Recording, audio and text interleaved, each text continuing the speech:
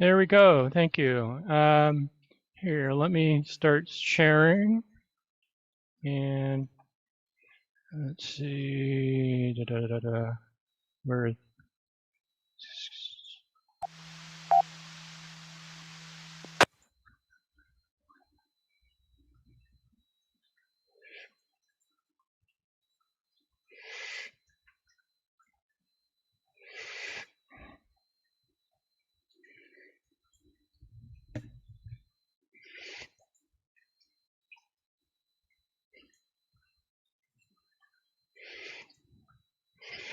Okay, so here we go. And the first thing we're going to ask is, what even is an antenna analyzer, and how does it compare to a regular SWR meter? So let's look at some of what's out there for measuring SWR. And right on the screen at the moment, I have a picture of a bird meter. It's basically just a little meter, current meter. It's got an RF connector on the left and an RF connector on the right, and you have these little circular round slugs, what they're called slugs, that you plug in. And this is old school, been around forever. These are actually still pretty popular. The neat thing about these is you can get different slugs for different frequencies, for different power ranges. So you can have one meter and do all kinds of things with it. But it's just direct measuring power. You notice there's little arrows on these slugs. Well, when they're pointed one way, you're measuring forward power. When you turn them around, they turn. You're measuring reverse power. And from that, you can calculate the SWR. Very simple, but these are actually still in demand, and you'll probably find these at some of the swaps and on eBay.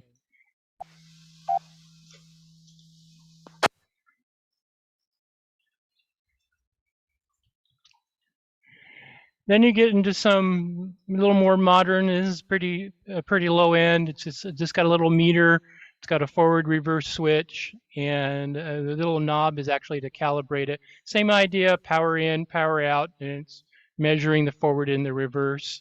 And it doesn't directly, well, it does indirectly read SWR from the relative forward and reverse. The reverse is, anyway.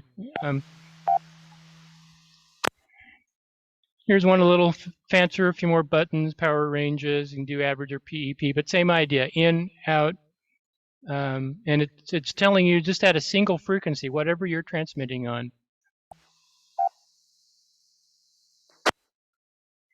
These are the ones I like. It's called a double meter, and it's displaying the forward and the reverse at the same time. One needle's forward, one needle's reverse, or reflected. And where the needles cross, they have a scale on the dial to tell you what the resulting SWR is. And again, this one does average or PEP power and also a couple of power ranges. I've got one of these on my main rack, and it's a good quick indication. Just, you can just glance at the needles, and when something's really wrong, it's very obvious.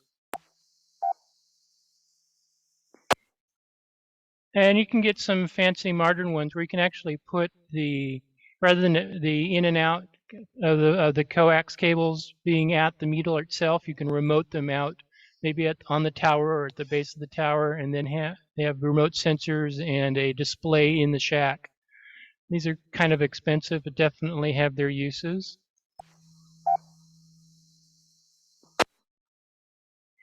But all of those devices, they're passive in that you have to have another device, a transmitter that's transmitting to the antenna, and they're just reading what's coming back down the coax from the reverse and going out to the antenna on the forward. They don't directly tell you SWR. They don't tell you what it is other than the single frequency you're at. It's on the screen right now is kind of a low resolution image, but it's giving you a selection of some of the antenna analyzers out there. MFJ, RigExpert, Comet. I don't know what that one on the left is. What all of these do that's different is they're active. They actually send a signal out.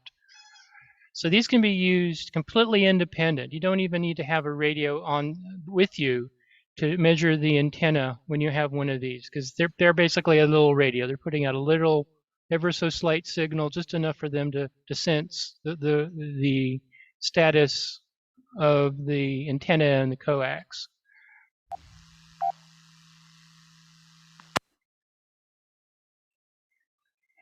Here we got an image of a couple of, we got an MFJ on the left and a comet on the right. What's really brought the antenna analyzer into the ham industry is the advances in electronics, and in particular computers, microelectronics. The one on the left is a little more primitive in that it's just dials and meters. You can, using the dials, sweep back and forth, and it'll tell you what it is at that frequency. So it's not, it's still only telling you at a single frequency. The one on the right has some of that. In addition, it's got knobs, a meter, but it's added a little display. So what it can actually do is transmit and scan a range of frequencies, measure them all, and display them. So rather than a single frequency, you can tell what the entire band or whatever your sweep range is. So you can find out exactly where the antenna tunes, where's the resonant point, whether you're high or whether you're low, but you can't really tell otherwise.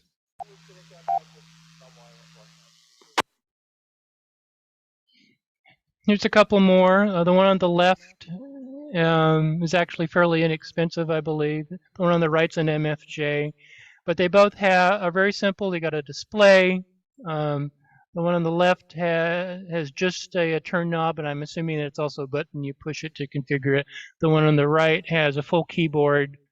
And as you can see, they're both displaying curves. The one on the right's a single curve, so it would be SWR. The one on the left, I'm guessing, is telling you impedance and reactance, so it's similar.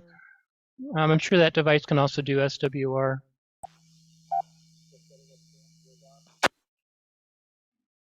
And here's another MFJ on the right, and a professional grade, a piece of gear on the left, I'm sure is multi-thousands dollars. I included that in just as an example of these things can get very expensive.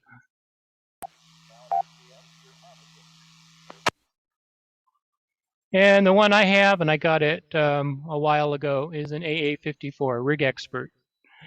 So then that's what I'll be demoing. Any questions, comments, suggestions, thoughts, corrections if I said something wrong? And I welcome corrections at this point. Let's start on the repeater side.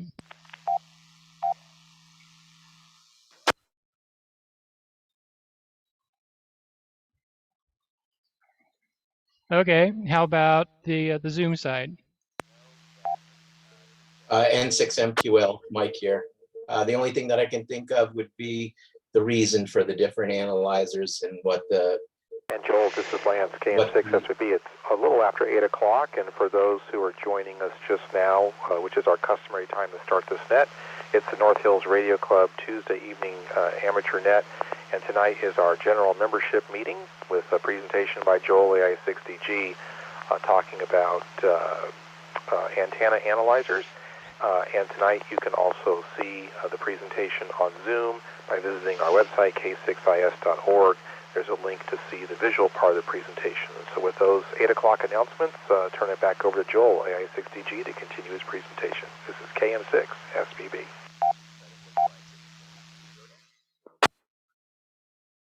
Go ahead with the question. Actually wasn't a question as much as just to say that all of the analyzers that you've shown so far, they actually have different ways of measuring impedance, reactance, and resistance. And of course, the RigExpert has its own way as well. So just added information in there.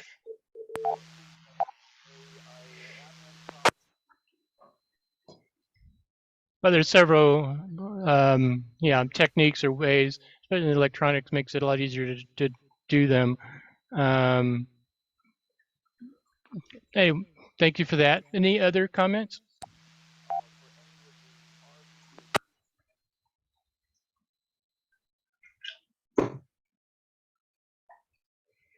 Okay, let's continue. Let's see, do I have any more slides? Nope, I don't. That was it. So now let's go to the actual demo. And here is my RigExpert AA-54. This is an older model. The new ones are add a zoom to it, so it would be an AA-54 zoom, and it adds it pretty much the same unit, but it's added a color display rather than this one that's actually black and white. I think they also have a better graphical display, so they can display Smith charts. Whereas this one, where it can compute Smith charts, you have to use an app on your computer and hook it up to the computer. It's very simple, just a battery compartment, a couple of AA's. Hang on. A RF connector at the end, hooked through the antenna, and a USB-A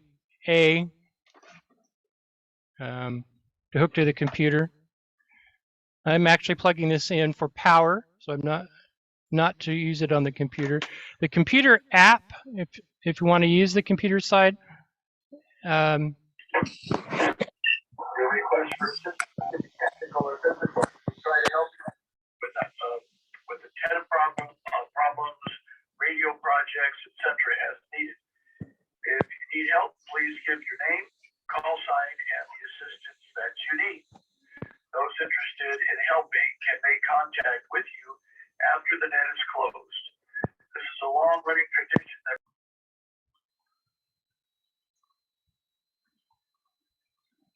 Okay, let's continue. So the computer app gives you some additional capabilities. It lets you plot a higher resolution SWR graph. This display is limited to 100 points. You can actually go up to 1,000 in the computer app. The computer app also lets you download the data and display a Smith chart. If you know what a Smith chart is, that means something to you. If it doesn't mean anything to you, don't worry about it. We can discuss that another time. It's just another way to display data onto a graph.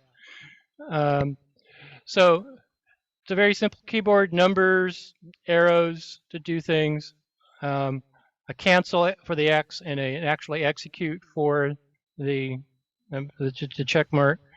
I brought in a coax from the other room. That's my 80 to 10 antenna on the roof.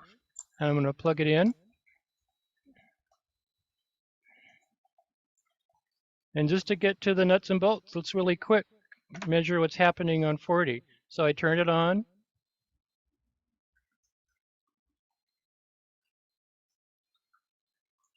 Go on, turn on. This display doesn't normally happen because I have it plugged into the computer, so I'm just going to hit cancel to go to the normal mode.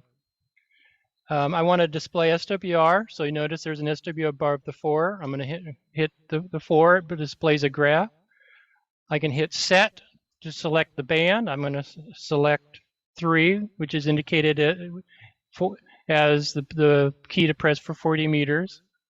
I can press the check mark, and it starts a scan. And that looks good.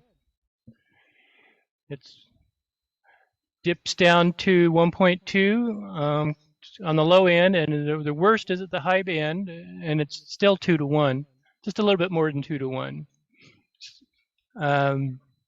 So 30 seconds, I have a good idea that that antenna is good. It's a little off. I mean, the dip could be, if I could move it up, would be nice. But this is not an objectionable SWR 2 to 1 as the worst on the whole 40 meter band. So let's look at what some of these buttons do. I'm going to cancel out of here. And I already said that the 4 is for SWR.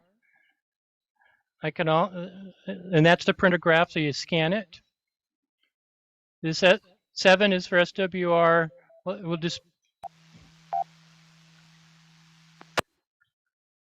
We'll display it on the SWR on a running toto. So if I start it, it says it's 1.6 at the frequency I'm scanning, which is 7.15.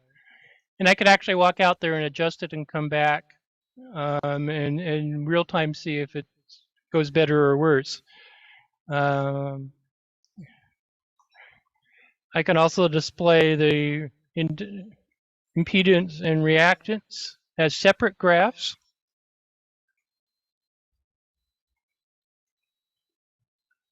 And you might notice that the R and the X at the top, the R is solid, the X is kind of checked.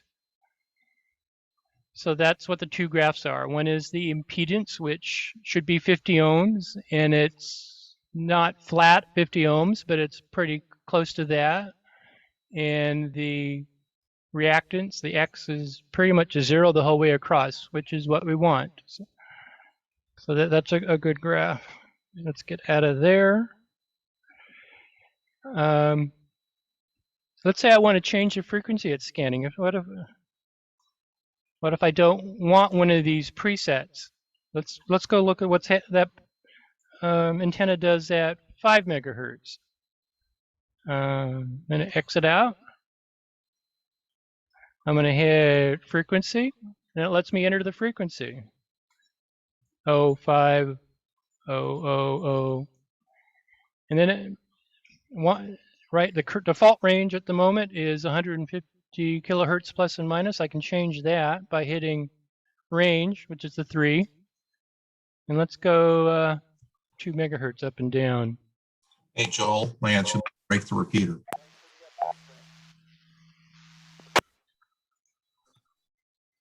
So it's now set to do plus and minus 1 megahertz, centered on 5 megahertz, and let's scan. And I don't expect this to be good.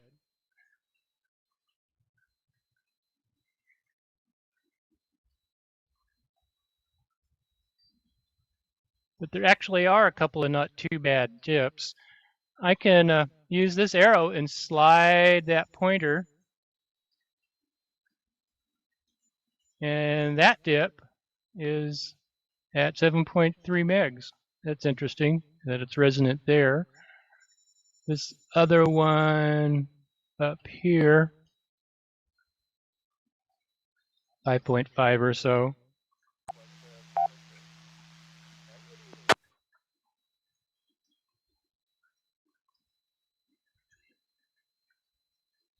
Any questions, comments, suggestions, corrections at this point?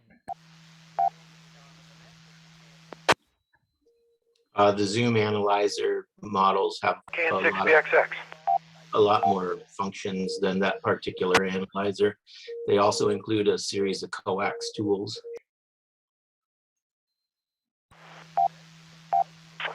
Go ahead, Michael, with your question. KN6BXX for Joel, AI6DG.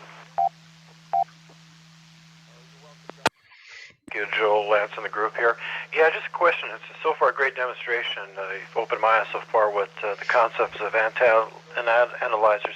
One question, is this particular device or others device capable of analyzing antennas for higher frequencies like 2 meters and 70 centimeters? KN6BXX.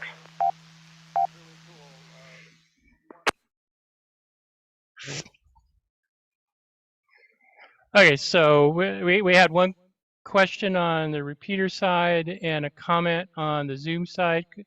Let's start with the Zoom side. Go to that comment again. Are you saying that there was about a model that had more features? Was that the Zoom? Yeah, the Zoom model has a lot more features. The graphing mode, we've removed just so I should introduce myself, Mike, N6MQL. I'm the distributor for the United States for RigExpert. So we're the importer and distributor for the United States of RigExpert products and the warranty center. There's a really good video on YouTube from the N6NA meeting that I attended about 2 years ago. And if you search the N6NA site, you'll see the Zoom and all the features. There's about 13,000 hits on it, so it usually comes up pretty fast. The Zoom model includes the color screen, as you mentioned, and in the mode of the RX in number 5, the graph will display in a green and or yellow and blue line. So you can tell the difference between the two as opposed to the dotted and solid line. And we've removed the graph lines so that you don't have interruption where the dotted line might fall into the graph area and make it difficult to see. The zoom models also have the ability to do coax tools. You can do length of coax, velocity factor of coax, loss of coax. You also have the ability to measure the impedance of the coax and make quarter and half wave stub matches. It'll give you the electrical frequency for the length of the coax in a stub, both for a quarter and half wave. And also in the graphing modes, when you hit resonance, it will tell you at the bottom of the screen the exact resonant frequency and point the arrow to it, as well as in the SWR. It will tell you the exact frequency of your lowest SWR and what it is. So. For those of you listening on the K6IS repeater, a question and comment was fielded by Michael N6 MQ. I get the call sign wrong here, I'm sure. N6 MQL, who happens to work with RigExpert as a distributor and was sharing some comments about new features and capabilities of the new antenna analyzer. Joel, I don't know if you want to summarize any of those comments for the folks on the repeater, since the Zoom audio and repeater audio were not linked. Those of us on K6IS did not get a chance to hear what Michael was discussing over KM6SVB.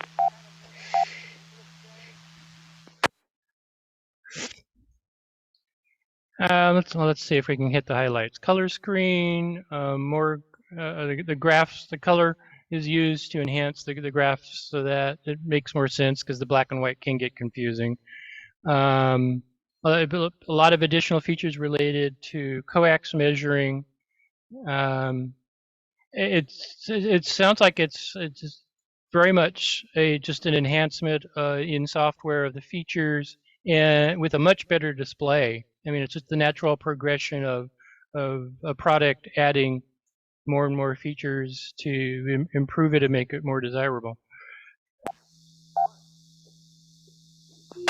One other thing that you might mention is the new model also gives you the ability to measure native impedance. And I think there was a comment on the repeater side. I believe it was KN6BXX. Michael, did you have a comment?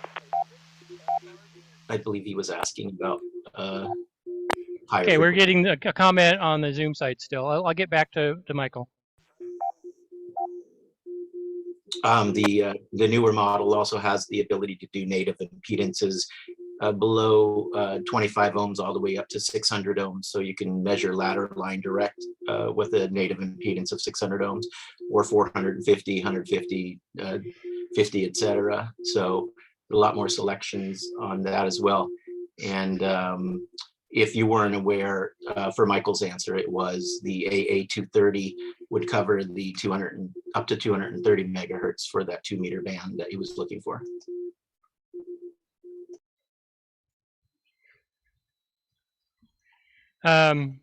Okay. Let's draw a blank. Okay, so Michael, there are other models. The AA-54 goes to 54 megahertz. There's a 30 that goes to 30, and they have additional models that go up, I believe, all the way up into the low microwave range. We're actually going all the way to 2 gigahertz now. I was just corrected, 2 gigahertz. So there's probably a model in the product line for anyone at any frequency up to 2 gig, and with quite a range in budget also. But correct me if I'm wrong, but is the Zoom cheaper than the non-Zoom was when it was being sold? Because I don't believe it's available anymore. Yeah, the AA-30 and AA-54 models have been discontinued for about 2 years now. They were replaced with the 35, the 55. The AA-600 is still around, but it's soon to be replaced with the AA-650 Zoom. And then we added a 230 for the 2 meter 220 band. And of course, everything is continuous from 100 kilohertz through the highest frequency, which is the number of the analyzer. And then there's an AA1000 1400, which will be discontinued. The 1500 Zoom replaced that, and then the AA2000. There's also 2 stick analyzers, they're called, and all of those can be seen. It's a real easy web address for the United States. It's just www.rigexpertusa.com, www.rigexpertusa.com. And on that site, there's a great comparison table in the upper left corner. And of course, you can see pictures and screenshots of all of the different analyzers. And we're local here in Sacramento, so same day pickup if you want to pick it up at my residence, since I'm pretty much working at home with the pandemic. Okay, in summary, okay, you can go to RigExpertUSA.com to look at the product line. There's quite a churn in terms of new models coming out and old models getting discontinued. But then there's a comparison link on the homepage where you can compare all the different models that RigExpert has available. But one point I wanted to clarify is the AA54, was it more expensive than the AA55 Zoom is now?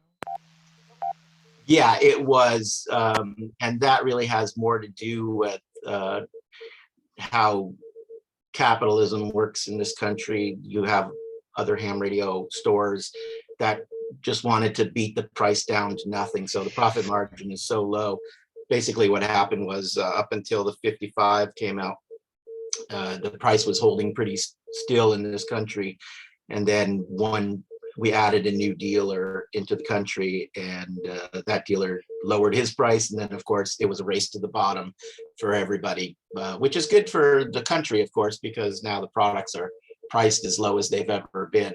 But yeah, in essence, the difference between that 54, which probably cost you $349, it's now available for like $269 for the AA55 Zoom. We also have a high contrast screen version, which I just developed about, that was probably about 3 or 6 months ago, and you can find that on the page as well. That just allows more contrast and brightness for outdoor viewing. But yes, you are correct. The 54 was priced higher until the 55 was beaten into the ground by competition. So the answer was yes. The prices have gone down. For the one I have, if I got a new one of the same, it'd be quite a bit less. So that's what competition does, drives prices down. So I'm not sure there's really anything else for me to show on this. There's relatively very simple to use. There is one other thing that you can show, if you don't mind me interrupting. One moment, I've got a comment on the Zoom side. Feedback repeater side. You had mentioned that you can go adjust the antenna and then come back in and look at the adjustment. Even on that AA54, there was a mode called SWR2 Air. If you push button number 7, and then after you push button number 7, then push the F and 3 button at the same time, you'll go into a mode where you can set the F and 3 simultaneous. So now what'll happen is it'll go into a mode called SWR2 Air, where you can set, yeah, you should be able to hit F and 3, I believe, on that one. It's been a while since I've done it. Wait a second. You're talking about the mode where it displays like 4 or 5 at the same time? That's the multi SWR. That is worth mentioning. Yeah, it is, absolutely. Okay. So the one more thing I want to mention is what's called multi SWR, where it'll display 5 bands at the same time. The SWR. In a bar mode, and I think That's it, just bar mode in Okay. that on that analyzer. But There was a way to. No, there was a no, way to get it to replace. it's only bar mode on the 54 for the multi SWR. But the feature that I was going to mention was called SWR to air. So what it does is you can actually set the analyzer up so that it transmits on a 2-meter frequency, and you could bring your handy-talkie out to the antenna with you. And then as your analyzer is connected in the shack, you could be out at the antenna listening to a carrier, and the frequency of the carrier turning on and off will tell you how your antenna match is for SWR, similar to how the satellite dish settings are with the tone. And I believe if I'm not mistaken, it's been a long time since I've done that analyzer, but I thought it was F3 to set the frequency of the 2-meter, but I could be wrong. But it was on there, if I'm not mistaken. So that would give you the ability to go out to an antenna. Of course, all the new models do that. And also the 55 offers a Bluetooth option, so you can even connect it to your Android or PC computer through Bluetooth. Okay, so I got to apologize for the repeater side, because there's a lot of conversation going on the Zoom side that's not making it to you. We're talking about some of the features on the RigExpert that I hadn't covered. There's one mode that we haven't been able to find that he wanted to, Michael wanted to demo. Michael? Yeah. So at this point, any questions, comments, suggestions, thoughts from the repeater side?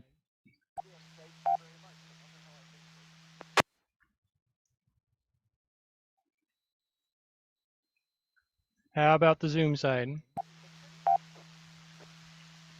N6 ATS, Stan. Go ahead, Stan. So it may be beyond the demonstration, but I think it's a basic question, and I do struggle with this, and maybe other newer people to building antennas or whatever or using these devices may be struggling as well in understanding. But here's my basic question is, you've got this plugged into a feed line, and then the feed line goes to an antenna, and we're trying to measure SWR of our antenna. How does the feed line not interfere with trying to measure SWR of an antenna? Okay, so the question on the Zoom side was we're attached to a feed line that's going. Wait a minute, we got too many people talking.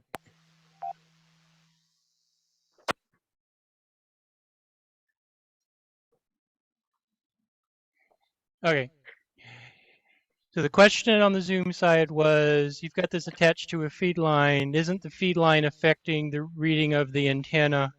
And ideally, you would be measuring this at the antenna. And the feed line is affecting it. You don't always have the ability to measure exactly at the antenna. It could be inaccessible. There's also the issue of you being that close to the antenna can affect the reading. So it's a trade-off. Sometimes you have to be at the end of the feed line, and when the result is that what you're reading is a mixture of the characteristics of the antenna and of the feed line.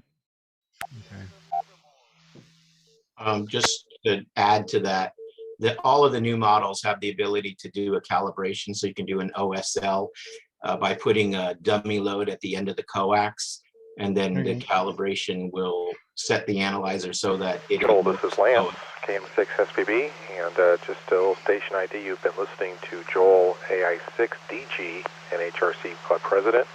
We're simulcasting between the K6IS repeater and Zoom, and Joel is fielding questions. And looking for additional questions and comments.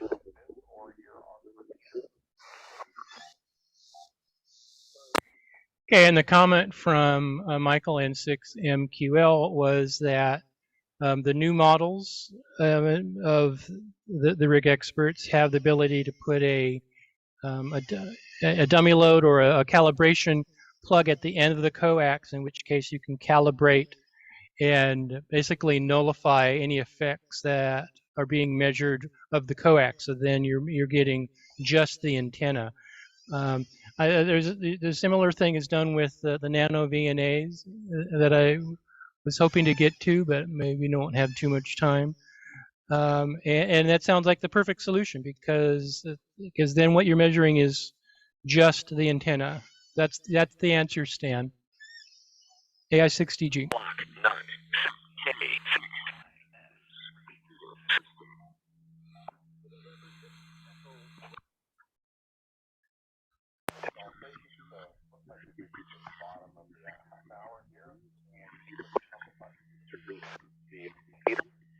So we can continue.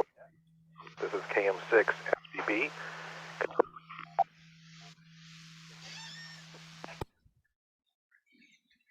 Okay, now there was one more comment on the Zoom side. Go ahead.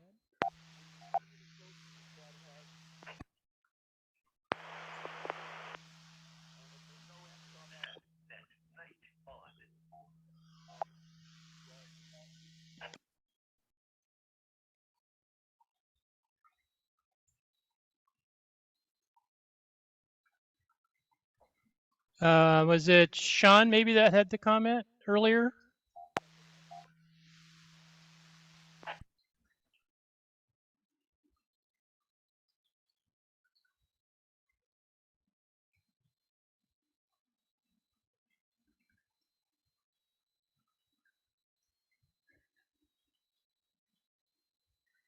Any additional questions or comments, thoughts on either a Zoom site or repeater?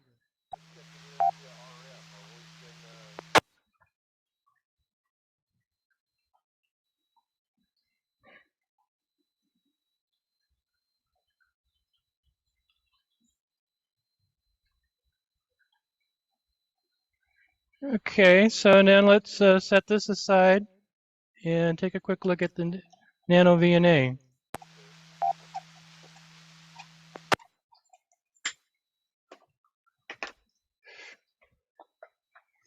So these have been around a while. I got this a while ago. And they have additional models probably that have come out that I'm just not aware of because once I got this, I didn't look around too much.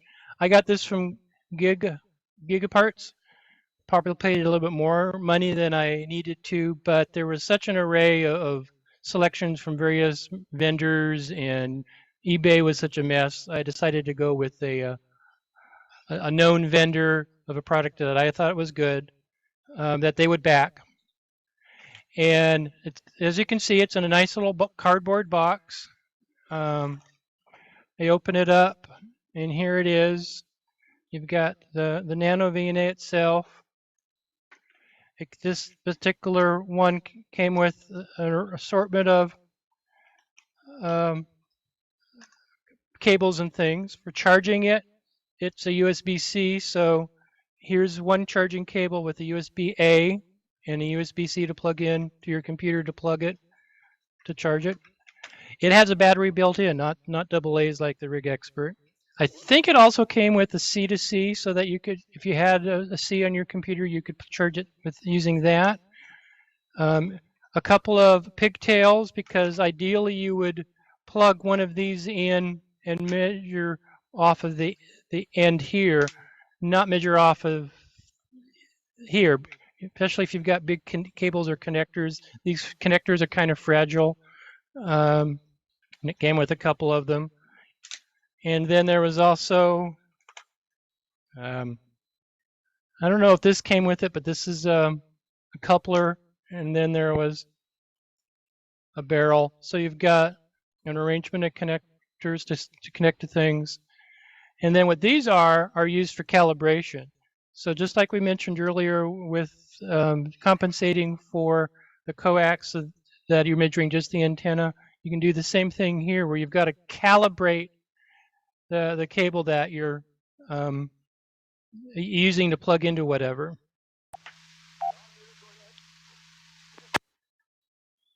So there's a process where you plug each one of these in turn, and it reads it. And one of these is an open, one of these is a short, and one of these is 50 ohms. And once it's read this pigtail with each of these, then it's calibrated out whatever effect the coax has or the pigtail has, and it's just what you're reading from here on out. I've already done that with this. I don't know what comes with what these days in terms of these. I've not done a market search for what's out there. I know they have these now with bigger screens because this is a very small screen. That's one of the biggest complaints. Not to interrupt, but since you're already familiar with the AntScope software, we just wrote new software about 2 months ago, so you can now use your NanoVNA connected to AntScope as well. Okay, and there was just a comment made that the software used with the RigExpert will now also work with NanoVNAs.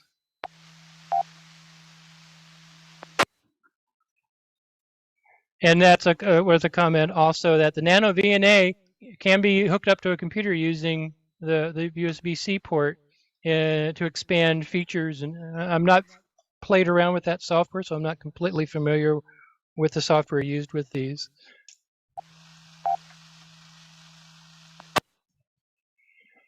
So one of the reasons I chose this is I knew it had come in a nice case. This is a nice plastic case. Some of these were coming in with just the bare circuit boards.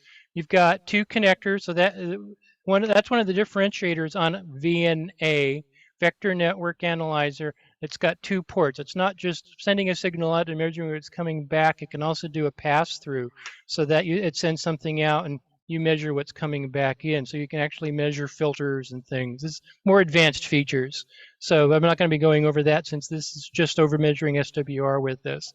But on top, you've got the USB-C to hook to your computer or to charge it, a power switch. And this is a little button and toggle to operate the display. You might be wondering what this thing is. It looks like a guitar pick, but it's really, we're using it to manipulate the screen because things are so small on here that you need this to select things.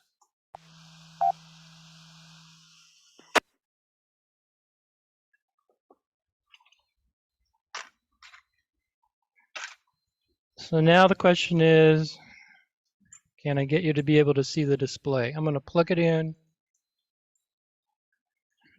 and turn it on.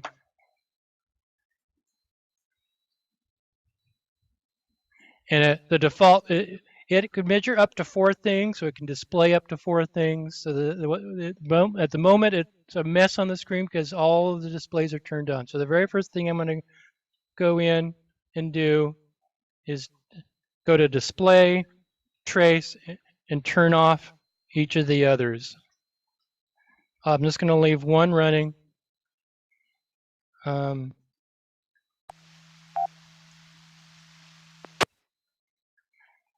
Okay, so there's only one of them color highlighted.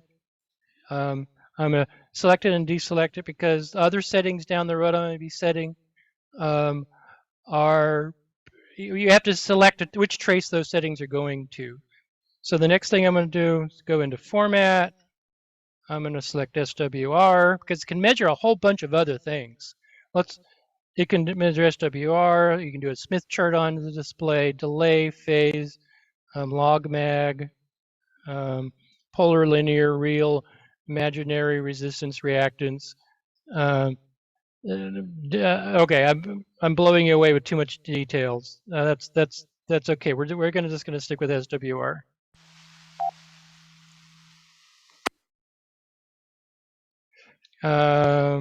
Okay, so next thing I want to select is, let's see here, format. Okay, I just selected format as SWR. The scale, I'm not going to change. Channel. This is important because we're only using one of these, and this is where you select whether you're using something that's going out and coming back in, or you're just measuring once. And what we want is channel 0 reflect. So it's looking at the reflections coming back just on channel 0. Let's go back. And now I've got to select the frequency range. That's called stimulus. And this unit does not know the ham bands. So I've got to start a start and an end. Let's go back to 40 meters. I'm going to start, and I'm going to do a 7 and M, for megahertz. You can do gigahertz, you can do Ks. If I wanted to, I could also, you can't really read it, but down it says start 7 megahertz. I also could have done, for the start, 7,000 kilohertz. Same thing, different ways of doing it. More keys. Let's just do the M. But we also got to set the stop. And I'm going to go 7.4 megahertz. And it's now displaying the SWR from 7 megahertz to 7.4 megahertz. And that's what this line is on the bottom, is the SWR. And this is what's called a marker. I can actually drag this. You might be able to see that there's a little triangle on the screen that's moving with with me as I move the guitar pick across the screen. And along with that is telling me what frequency I'm at and what the SWR measured at that point is. This is just a real quick one down. This is not using anywhere close to the features available on this unit. For instance, what if I wanted to see what the Smith chart on this looked like? I can go back up and go to display and turn on another trace. And because I just selected that second trace, now when I go into format and select Smith, it's now displaying a Smith chart, but it's actually not an interesting Smith chart. It's not a very interesting Smith chart because the match is so good, it's just a point in the center. But let's change that instead of Smith chart to, let's see here, format, more reactants. Nothing's, anyway. Any questions, comments, thoughts, suggestions, anything from Zoom or repeater?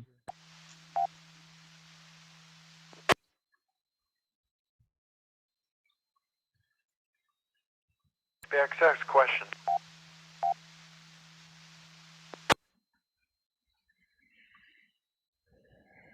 Go ahead, Michael. Interesting demo of the NanoVNA. Just quick question. What's the frequency range on that device? How high does it go up? Does it go up to 2 meters and beyond as well? The early ones of these did not go very high. Then they started improving them, I think mainly in software. This one is labeled at the back as going up from 50 kilohertz up to 1.5 gigahertz. So this should be able to be used on 2 meters and 440. So the answer is yes. RigExpert's probably a superior product, but for folks like me, I want to keep a reasonable budget with my hobby/service of amateur rate. It looks like the NanoVNA seems like it's been pretty decent for those who more budget-minded, or those who just want to occasionally, casually analyze their antennas. So it looks like a device. And I've talked to some fellow hams. They seem to be having rave reviews about the NanoVNA. Of course, a genuine product, so I have to make sure to avoid any fakes you might find on eBay. So yeah, great demo there, Joel. Thanks again for the info. Can6BXX, back to net. And that's why I paid a little more and went to Gigaparts to have a known product and to have a vendor that would support it, that I knew would support it. And these, I think I paid $80, $70 for this. I think the new ones with the bigger screen are 100, maybe up to 150. So it's significantly less than most of the other analyzers, but it's very much a trade-off. This is more powerful, but harder to use. It's a lot more steps. I love the RigExpert. It's so simple and quick to use. But I look forward to the NanoVNA, if for no other reason than as an educational tool, because it's introduces a lot of advanced concepts and not only introduces them, but lets you play with them and see them. Because if I played with this, I could add some more displays, and you would see how the various things being measured interact with each other. You know, you can see graphs that go up and down and cross, and in my mind, for me at least, it's an educational tool.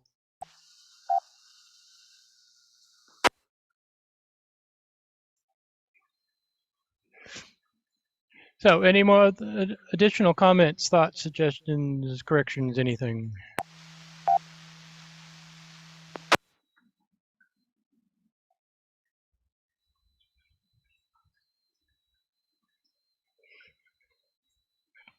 I think we've got some time, so let me play a little more. Did you have something, Lance? This is Richard. I just want to tell you that this has been very helpful for me, especially on the RigExpert, as I'm getting ready to buy an antenna analyzer, and I've been leaning away from the old MFJ, and so this has been very helpful for me. Thank you very much. If I may, I just wanted to let you know that if you purchase directly from RigExpert USA or PNC Engineering directly, then you'll have free telephone, email, and live chat window support for technical and operational assistance. If you purchase from anywhere else in the country, your only technical and operational support will come through the Ukraine office. So, and that includes HRO, Gigaparts, and DX Engineering. So you want to make sure that if you want any technical or operational support in the United States, that you either go to rigexpertusa.com or pncengineering.com to get your analyzer. Everybody is an authorized dealer, the ones that I just mentioned, but none of them offer any technical or operational support through email, chat, or phone.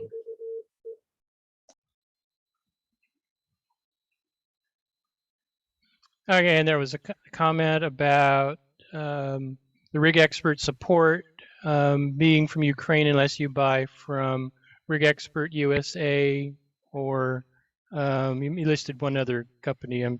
What was that other company again? PNC Engineering, P like Paul, Nancy, Charles, engineering.com. And that's the only component level warranty center in the country. PNC Engineering. The other, there are many other companies that are authorized, but their support would not be the same. And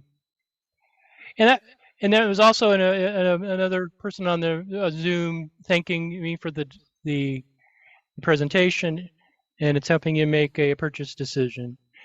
Which brings up a good question: is why, who, when would an antenna analyzer, whether it's a RigExpert or one of the others, or even a NanoVNA, be worth the expense?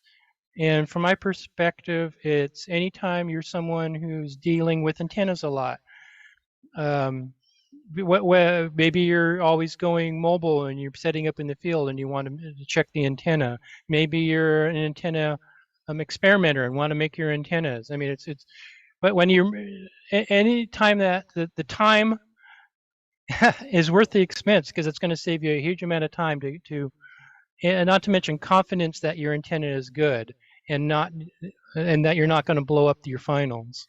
And that's very much worth mentioning, is whenever you're operating, if you have a SWR meter available, pay attention to it. Not only at the beginning, but also all through use of that system, because things change. Water gets into things. Pigeons land and do things in places you don't like.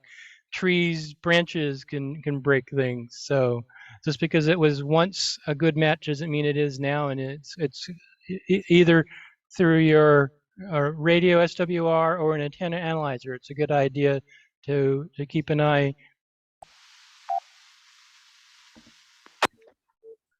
I always tell people, if you own an antenna, you need an antenna analyzer. One of the things that people mistake the most is a low SWR means a good antenna, but in fact, a resonant antenna may not have a low SWR. So being able to have a vector calculation for impedance and the ability to do reactance and resistance, you could actually see if your antenna is resonant on the frequency where your SWR is lowest. And in many cases, it's not. So I think the comments basically that a low SWR does not necessarily mean a perfect match on the antenna. So I think you're saying that the SWR is not the only indicator. If you look at the resistance, reactance, that's more indicative of the truly what's going on with the system. Yeah, if you have an antenna, for example, that has 48 ohms, but you've got perfect resonance at zero reactance, neither inductive or capacitive reactance, then your SWR is going to be like a 1.1 to 1, but your antenna is still performing 100% because the resonance is proper. So the only thing that won't like it is your finals on your radio, because they'll see an impedance that's not 50 ohms, but the antenna will resonate all of the energy. Whereas if you have a perfect 50 ohm antenna, but you have 25 ohms J or 25 ohms X as it's displayed on the RigExpert, now you have a inductive reactive component that is causing your antenna to no longer resonate on the frequency you're trying to tune it to. But because you have a close to 50 ohm SWR, you may, or impedance, you may have a low SWR. So a lot of times what you'll find is, like on your antenna there, you may have seen a 1.2 to 1 down at 7.050, which is where it looked like it was on the analyzer. But if you look at the RX, you may find that your lowest resonant point, or your resonant point here, would be could be as high as 7150. So you may actually be transmitting the best you can in the sideband portion of the band, but your lowest SWR is reflecting down at 7050, just because because you have a low resistance, or maybe you have a perfect resistance, but you have negative reactance. So you have capacitive reactance. That's a lot of information. But again, this is why we help people on the phone, because there's just so much to take in. You need to summarize for the radio people. Yeah, I wish the Vox was working. It sure would have made it easy. Summary would be SWR doesn't indicate where your antenna will put out all of its energy. Joel needs to summarize for the repeater. Okay, so long discussion on the Zoom side, and I'm getting asked to summarize, and I think I'm just going to bounce back to what I said earlier, in that it's not just SWR, it's not your own indication. You can have a SWR indication that looks good and still not have good things going on the antenna and feed line. And analyzers like this, if you use them to display the resistance and the reactance and other things, would indicate that.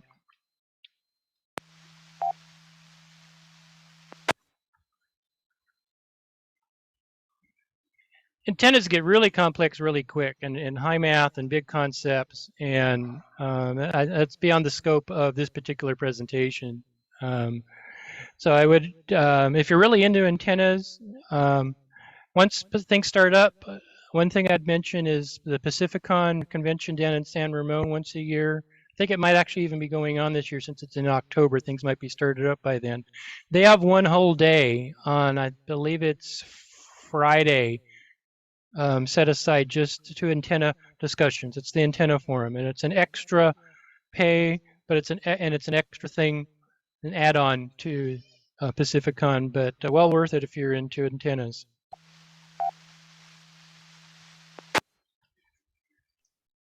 For anybody who's interested, I just posted a link in the chat window for the N6NA video on the Zoom.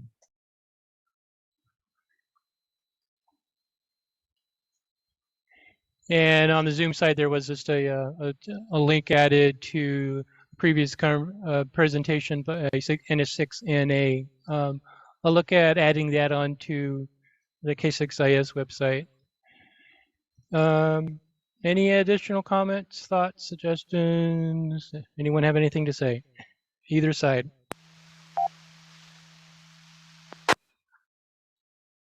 N6BXX question. Go ahead, Michael.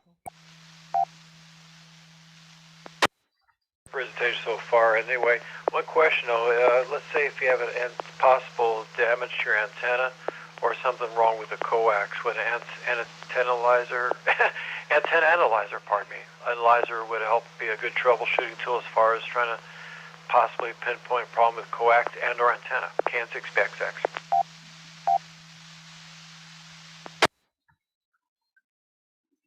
I would say, yeah. So first off, it would tell you that something's wrong because it's not going to take much, water in the line or a crushed piece of coax for the SWR to be messed up. And that's another point to make is these antenna analyzers, all these are going to let you save an image capture of the SWR graphs under your computer.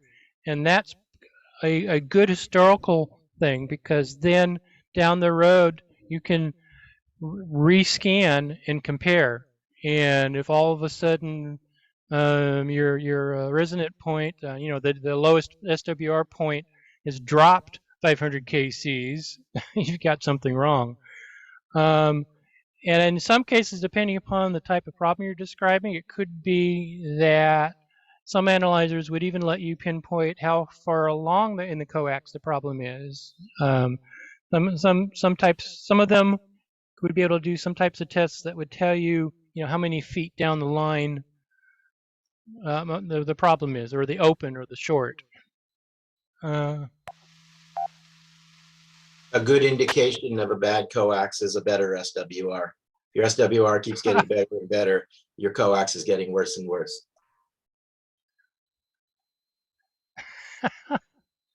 Wow. Well, it's because the principle of how SWR works, you're measuring the returning wattage. So the lower the wattage that can return through a poor piece of or lossy piece of coax, the less the reading on the analyzer or SWR meter. So it appears to be a lower SWR.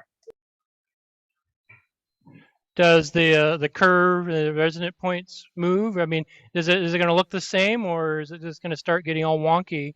No, typically the resonant point will remain the same unless the coax is adding capacitance. But by nature, coax already has capacitance in it. So typically the resonant point will remain the same, just the SWR will begin to lower. And as you mentioned, there are models, everything, for example, in the RigExpert side, everything from the 230 zoom and up have a time domain reflectometer, and that is a tool used to measure distance default in a coax. Yeah, we've been having a discussion on the Zoom side about SWR sometimes actually getting better when you have coax going bad, and then a enhancement of the discussion about measuring where the problem is on a coax, if it's like an open or a short. It's a feature called TDR, time domain reflectometer. Basically, it's throwing a signal down and waiting, measuring how long until the signal gets back, and that's how it determines how far down the cable it is. It's looking for that reflection.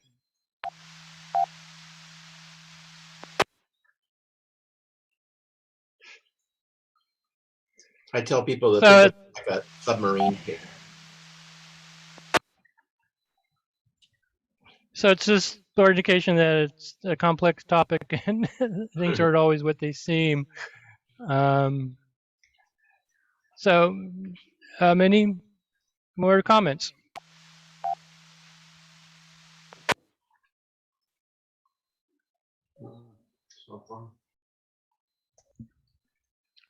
Just that you're doing an excellent job.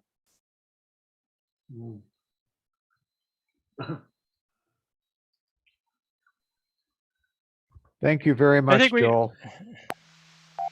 I think we live in a marvelous time because the technology is opening up so many avenues. I first got my license in 1985, and I was only active for maybe 5 years before I um, stopped. I kept the license up, fortunately, but I was not an active ham. And it's just, when I got active again, it was amazing to see the changes in the technologies with SDR radios coming out. And when I started, you still had tube sets.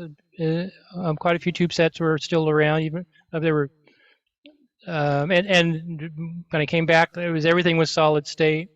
But the things that most impressed me was antenna analyzers because it made it so much easier. How did you measure SWR before? You literally had to tune the radio at every point in the band and measure SWR. So it was very tedious and led to a lot of interference on the bands, I'm sure, because you had to transmit, tune the radio, measure the SWR, go to the next point and start all over again.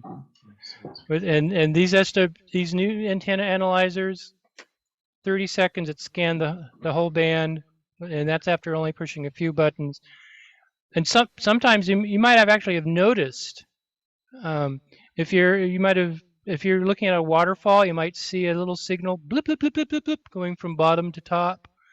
Maybe you're listening to a sideband conversation and you hear whoop. Sometimes those are someone tuning their antenna with an analyzer.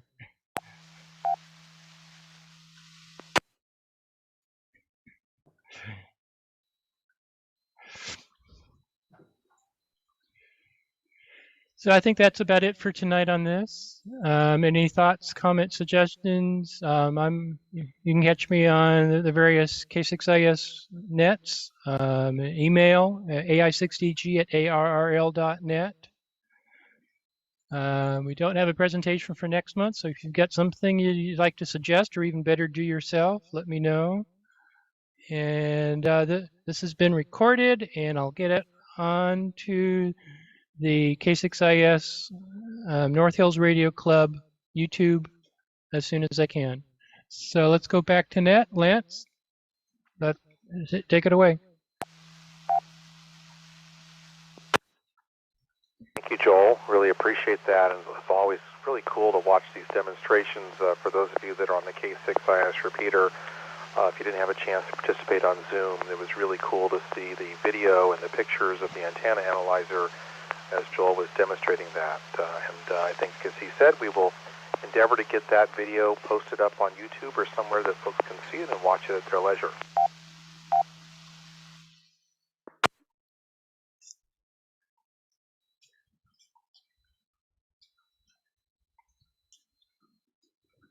So with that, it's now 9:04, and I want to thank all of the regular K6IS repeater users for standing by while we conducted our net this evening. Much appreciated. This is Lance, KM6 SPB, wishing you all a pleasant evening. And the North Hills Radio Club Tuesday evening amateur net is officially closed at 9:04 p.m. All stations, please stand by. KM6 SPB controlling.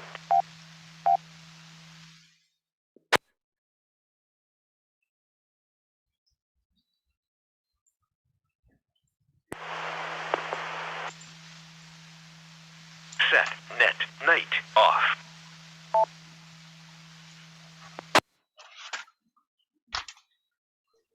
And the K6IS repeater is now available for regular amateur radio use.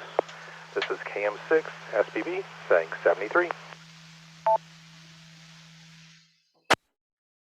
KN6BXX, Michael from Carmichael. Thanking everyone for joining this meeting tonight. Thank you, Michael, and N6MQ for your insights on the rig blast. I've heard it on the Zoom side as well. And Joel, thanks for a great presentation. You've opened my eyes a little bit to the concepts of antenna analyzations, and we'll see where we go from there. So definitely get my feet wet there. Thanks again, Joel. Great presentation. KN6BXX and Lance, thanks for your fine work as well as our club. And any particular information we need before we all cut loose? It's Lance, KM6 SBB. The only thing that I want to make sure we do, we don't have to do it tonight, but we can do it offline. I do need to make